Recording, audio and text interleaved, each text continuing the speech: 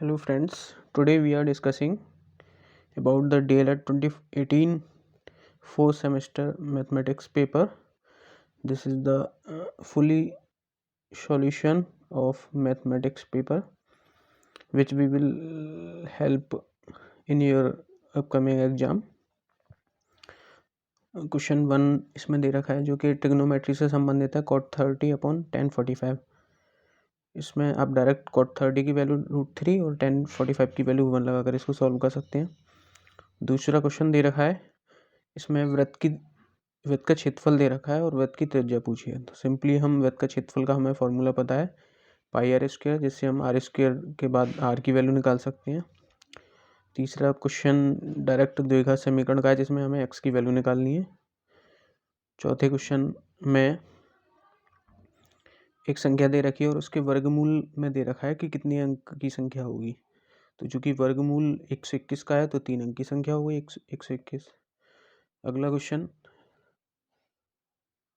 चतुर्भुज का एक कोण पूछा है, 3 कोण दे रखे हैं तो 360 - 285 75 डिग्री। ये तो आपके 5 ऑब्जेक्टिव क्वेश्चन थे। अब आपके short answer, very short answer हैं। क्वेश्चन नंबर 6 में दे रखा है 1,94,491 का आपको वर्गमूल लेना है और ये देखना है कि इसमें से किस संख्या को घटाया जाए कि ये पूर्ण वर्ग बन जाए। तो हमने सिंपली इसका वर्गमूल निकाला और इसका रिमाइंडर आया 10 आया शेषफल। तो 10 को हमने इस संख्या में से माइनस कर दिया। तो अब जो हमें संख्या मिली है वो 441 का कंप्लीट स्क्वायर है, अर्थात पूर्ण वर्ग है। अगले क्वेश्चन की तरफ चलते हैं। क्वेश्चन नंबर 7 द्विघात समीकरण का है जिसमें सिंपली x की वैल्यू निकालनी है। अगला 8वां क्वेश्चन ट्रिग्नोमेट्री से है। इसमें भी डायरेक्ट आपको वैल्यू पुट करके इसका आंसर करना है।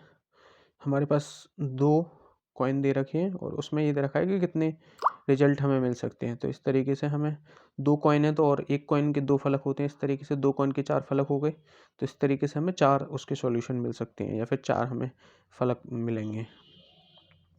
10वां क्वेश्चन कोण से संबंधित है, शंकु से। शंकु की रेडियस दे रखी है और स्लैंट हाइट, जिसे हम तिर्यक ऊंचाई कह रहे हैं, वो दे रखा है। और सिंपली इसमें हमें निकालना क्या है, वक्रपृष्ठ निकालना है। तो वक्रपृष्ठ का फॉर्मूला आपको पता है πr/l। पाई की वैल्यू लगा दी 22/7, r की वैल्यू 8, l की वैल्यू 21। इस तरीके से हमें इस क्वेश्चन का सॉल्यूशन मिल गया। अब हम अगले क्वेश्चन की बात करते हैं। 343 का क्यूब रूट और 576 का रूट निकालना है। तो 343 माले में 7 का क्यूब होता है तो इस तरीके से 7 आ गया। और 576 का वर्गमूल निकालना है, इसके रूट निकालना है, तो ये 24 होता है। तो 7 × 24 = 168। अगला क्वेश्चन चक्रीय चतुर्भुज से है। इसमें भी आपको सिंपली एंगल निकालने हैं और इसका सॉल्यूशन इसमें दे रखा है, आप इसे आसानी से समझ सकते हैं। इसके बाद एक क्वेश्चन मीन, मीडियन या मोड में से पूछता है। जनरली मीडियन या मोड का होता है, तो ये प्रश्न भी मीडियन से संबंधित है। यहाँ पर हमें ये देखना है कि n बराबर कितना है। 24 सम संख्या है तो सम संख्या के लिए जो फॉर्मूला इसमें दे रखा है वो पुट करना है, हमको सिंपली सॉल्व करना है। अगले क्वेश्चन की बात करते हैं। तो ये आपके बेलन से संबंधित है, अर्थात सिलेंडर से संबंधित है।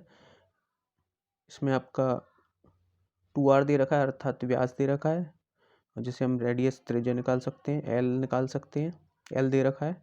उसके बाद हमें वक्रपृष्ठ का क्षेत्रफल निकालने हैं। सिंपली हमें फॉर्मूला पता है 2πrh। और एक चक्कर में 50 चक्कर पूछे, एक चक्कर का एरिया है वो 4.4 मीटर। इसको इस तरीके से हम 50 चक्कर का भी आसानी से निकाल लेंगे। अगला क्वेश्चन संख्या से संबंधित है।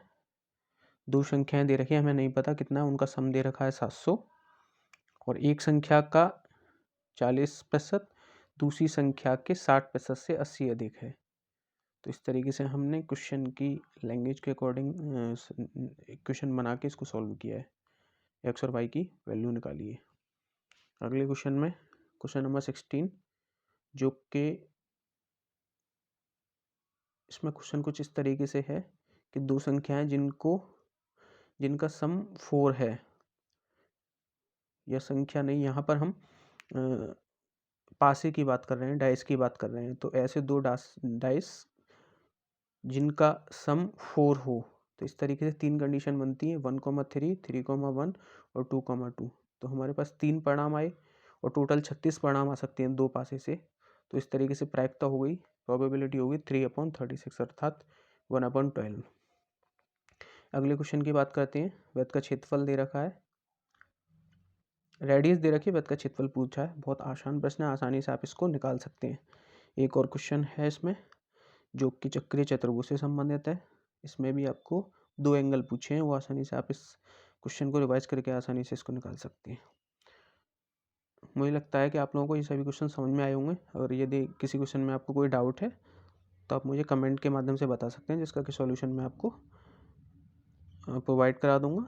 और वीडियो को ज़्यादा से ज़्यादा शेयर करें, लाइक करें, चैनल को सब्सक्राइब करें। Thank you all of you.